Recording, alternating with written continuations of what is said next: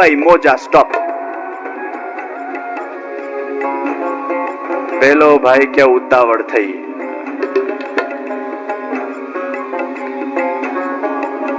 ઉતાવળ થઈ. થોડી રાહ જોઈ હોતે. આમે મોજા બંધ થવાના જ હતા. આ તો કાકનું આવું ડાળનું પડવું. ક્યાં માનતા લીધી? અરે મૂર્ખ મન, તુને ક્યાં કર ડાલા? આખું જીવન મહેનત કરીને તારું તે ઘર બનાવેલું એ વેચીને ગરીબોમાં આપી દેશે. અરે ત્યાં શું કરી નાખ્યું? અરે મૂર્ખ મન પોતાના જાતને કોસે છે, પણ એના મનમાં એ ભાવ નથી કે આ ભગવાનની કૃપાથી મારા જીવનના અંદર આ મોટી મોટી જે સુનામી જેવી લહેરો જે ઉઠેલી, આ સુનામી જેવું સંકટ જે આવેલું એ ટળી ગયું છે. એ વિવેકના અંદર નથી, પણ એનું મન સ્વાર્થી છે ને,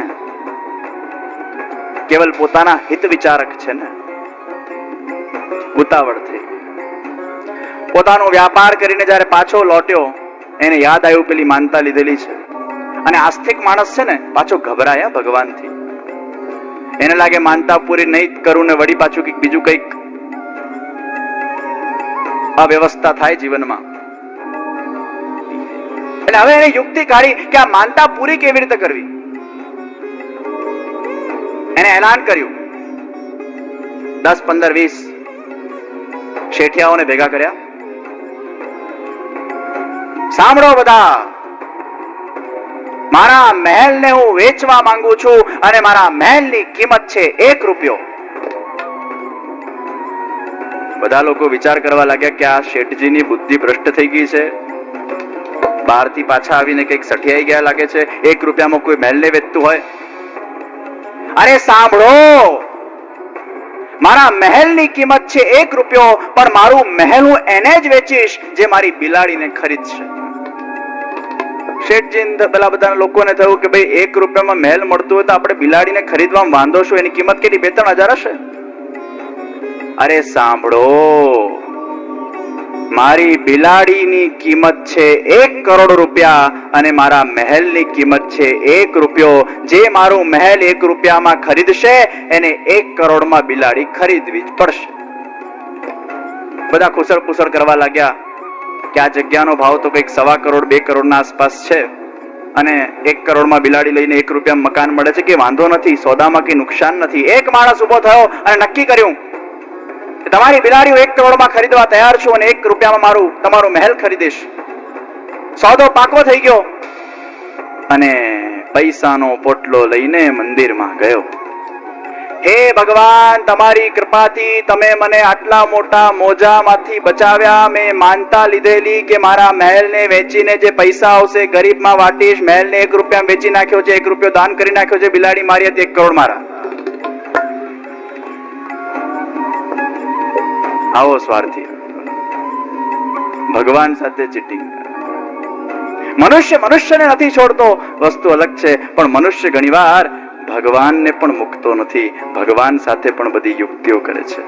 એમાં મર્યાદા જોઈએ, પ્રિન્સિપલ્સ છે, સિદ્ધાંત, કમિટમેન્ટની વેલ્યુ જોઈએ. ધન્ય થઈએ પુરાની संस्कृति जहां प्राण ना जाए पर वचन ना जाए के सिद्धांत को लोग पालन करते थे. આજે બધા સિદ્ધાંતો બદલાઈ ગયા છે.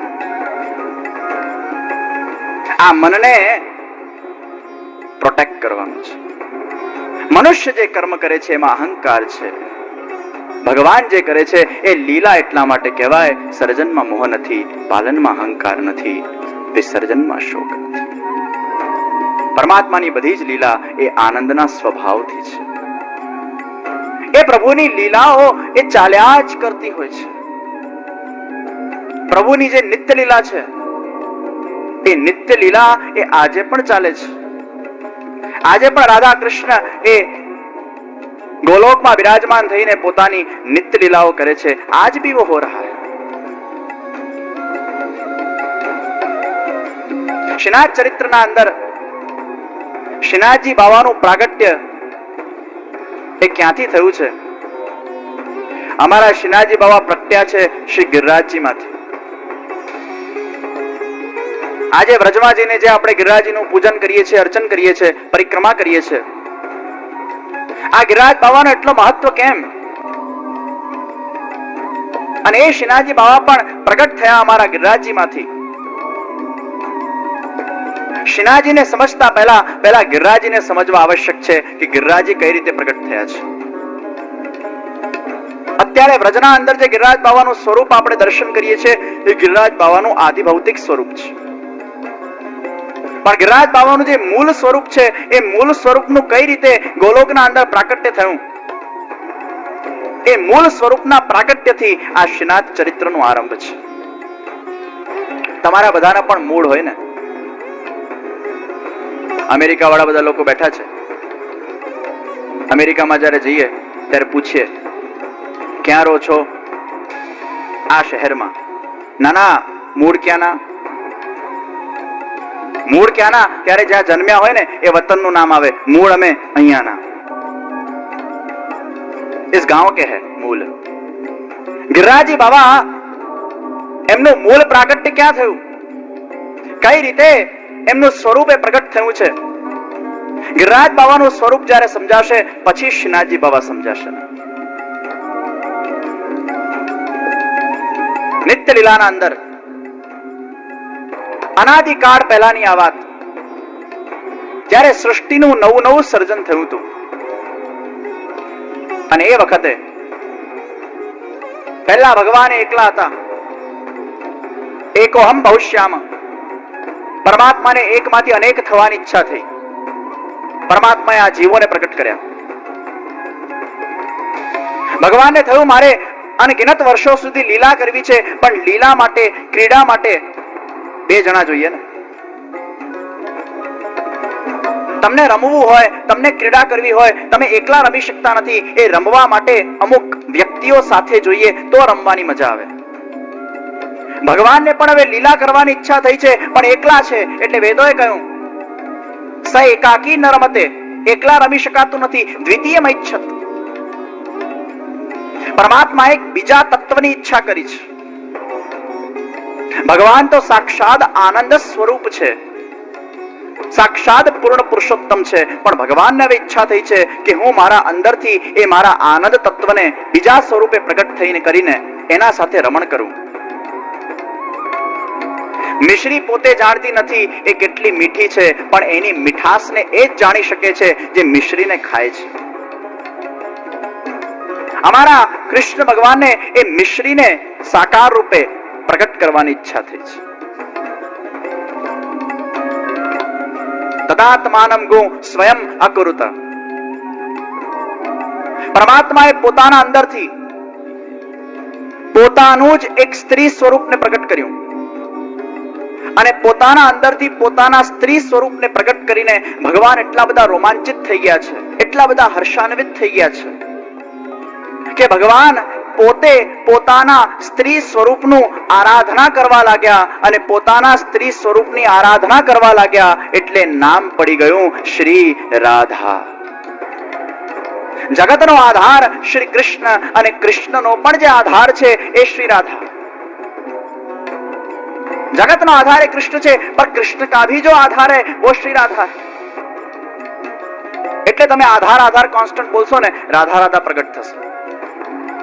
આધાર આધાર આધાર આધાર આધાર આધાર આધાર આધાર આધાર આધાર આધાર આધાર આધાર આધાર આધાર બોલો. આધાર આધાર આધાર આધાર આધાર આધાર આધાર આધાર આધાર બોલશો તો રાધા રાધા, રાધા રાધા બોલશો તો ધારા ધારા, અને ધારા ધારા બોલશો તો રાધા રાધા.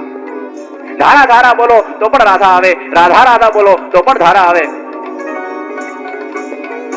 ધારાનો એક સ્વભાવ છે, ઉપરથી જ્યારે પડે ને એના ઉદ્ગમ સ્થાનથી દૂર જાય. આપણે બધા પણ ધારા પ્રવાહના જેમ ઉપરથી નીચે પડ્યા છે, પરમાત્મામાંથી છૂટા પડીને અને પડીને દૂર દૂર જઈએ છે પરમાત્માથી. धाराओं गिरकर दूर जाती है, हम भी ऊपर से नीचे आकर दूर जाते हैं. અને આ લૌકિકના પ્રવાહના અંદર, એ ધારા પ્રવાહના અંદર એવા દૂર દૂર જતા રહીએ છે. એ ધારા જ્યારે પલટાય ત્યારે રાધા બને. એમ આપણા હૃદયના અંદર પણ જ્યાં લૌકિકનો પ્રવાહ છે, એ લૌકિકનો પ્રવાહ જ્યારે રાધા રૂપે પલટાય ત્યારે જે પૂર્ણ પુરુષોત્તમ કૃષ્ણ સુધી પહોંચાય, ત્યારે જ કૃષ્ણની ભક્તિ એ સિદ્ધ થાય. ये धारा को पलटना है, वही राधा है. कृष्ण नो आधार राधा છે. એ રાધા કૃષ્ણ નિત્ય લીલામાં બિરાજમાન થઈને પોતાની સુંદર લીલાઓ કરે, આજે પણ કરે છે. એકવાર અમારા કૃષ્ણ ભગવાને શ્રી રાધિકાજીને કહ્યું, अरे ओ राधिके, बहुत दिन हो गया आपका सुंदर नृत्य हमने नहीं देखा. જ્યાં પોતાના પ્રિયતમના મુખે નૃત્ય કરવાની આજ્ઞા થાય પછી એ પ્રિયતમા કઈ રીતે પોતાના જાતને રોકી શકે. कुछ पलों के लिए हमें वो परमात्मा की लीला के अंदर खो जाना है, कुछ पलों के लिए वो परमात्मा की लीला रस का आनंद लेना है. એવો ભાવ કરવાનું છે કે કૃષ્ણ રાધા, કૃષ્ણ ભગવાને સુંદર વાંસુરીને વગાડી રહ્યા છે અને અમારા રાધિકાજી સુંદર નૃત્ય કરી રહ્યા છે. એ ભાવના અંદર પોતાના જાતને મૂકીને એનું રસપાન કરવાનું છે.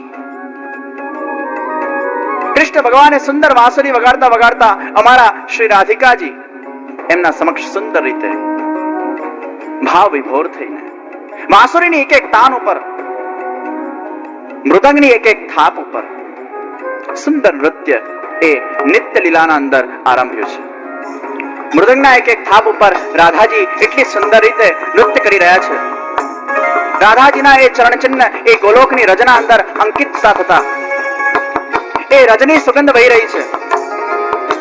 સુંદર આભરણોથી સુસજ્જિત થઈને શ્રી રાધિકાજી એટલા સુંદર રીતે દ્રશ્યમાન થઈ રહ્યા છે. રાધાજીની એ શ્રીઅંગની મહેક એ દૂર દૂર સુધી પહોંચી રહી છે. દૂર દૂરથી ગોલોકવાસીઓ એ આવીને શ્રી રાધાજીના દર્શન કરવા આવી રહ્યા છે. सब गोलोकवासी धीरे धीरे आ रहे हैं दर्शनार्थ. રાધાજીને થોડો થોડો સંકોચ થઈ રહ્યો છે અને હવે રાસ એ નૃત્ય સંકોચમાં થઈ રહ્યું છે. દૂર દૂરથી બધા ભેગા થઈ ગયા છે, ઘણી બધી ભીડ ભેગી થઈ ગઈ છે અને હવે રાધાજીને સંકોચ થયો છે અને એ સંકોચમાં ને સંકોચમાં શ્રી રાધિકાજી હવે કૃષ્ણ ભગવાનના પાસે આવીને ચોતરા પર બિરાજમાન થઈ ગયા છે. वाह राधिके, बहुत सुंदर नृत्य हुआ. आप जયારે नृत्य करता था ત્યારે બસ એવું જ ભાવ થતો હતો કે આપ કરતા જ રહો, કરતા જ રહો, કરતા જ રહો. वाह राधिके, बहुत सुंदर, बहुत अद्भुत. आज इस नृत्य की याद में कुछ मांग लो. રાધિકાજી કહે છે, હે પ્રભુ, આપ સાક્ષાત મારા પાસે બિરાજમાન છો, એનાથી વિશેષ મને શું જોઈએ? કઈ વસ્તુનો અભાવ મારા જીવનમાં હોય? नहीं राधिके, कुछ मांगो. आज कुछ देना चाहते हैं, इस नृत्य की याद में कुछ मांगो. ત્યારે રાધિકાજી કહે છે, આપને જોયું હું જ્યારે નૃત્ય કરતી હતી કેટલા બધા લોકો ભેગા થઈને આવ્યા અને મારે નૃત્યને સંકોચમાં મર્યાદામાં કરવું પડ્યું. અરે પ્રિય, એ તો બધા ઋષિઓ છે, ગંધર્વો છે, એ દર્શનાર્થે આવે છે. કોઈક વાર પ્રભુ રાસ સમયે એ બધા દર્શન કરવા આવે, વસ્તુ અલગ છે, પણ નિત્યમાં તો મને એકાંત જોઈએ, મને પ્રાઇવસી જોઈએ.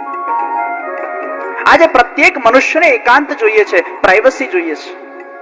મનુષ્ય એમ માને છે કે એકાંત હોય તો શાંતિ મળે. પ્રભુને પણ લીલા કરવા માટે કોઈક વાર એકાંત જોઈએ. હે પ્રભુ, આપ એવું કોઈ સ્થળ આ ગોલોકના અંદર બનાવી આપો.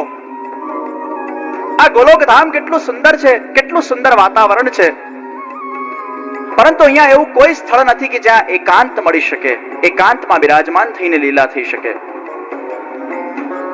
હે પ્રભુ, આપ એવું કોઈ સ્થળ મને બનાવી આપો કે જેના અંદર અનેક પ્રકારની કુંજો હોય, અનેક પ્રકારની નિકુંજો હોય, સઘન વૃક્ષો હોય, સુંદર સુંદર એ વૃક્ષના ઉપરનું વાતાવરણ હોય. આપ એવું કોઈ વાતાવરણ બનાવી આપો કે જેના વૃક્ષે વૃક્ષે આપના સ્વરૂપના દર્શન થતા હોય. અનેક પ્રકારની ઋતુઓ ત્યાં આવીને બિરાજમાન થઈ જતી હોય, એમાં સૂર્ય પણ ન હોય, ચંદ્ર પણ ન હોય, પણ એ સ્થળ એના સ્વતઃ પ્રકાશથી પ્રકાશિત થઈ જતું હોય. રાધાજીને સૂર્યને ચંદ્રનું પણ ડિસ્ટર્બન્સ જોઈતું નથી, સૂર્ય ચંદ્ર પણ મને નથી જોઈતા. એવો સ્થળ બનાવો કે આપ અને હું સિવાય બીજું કોઈ ના હોય. એ સ્થળ સ્વતઃ પ્રકાશિત હોય.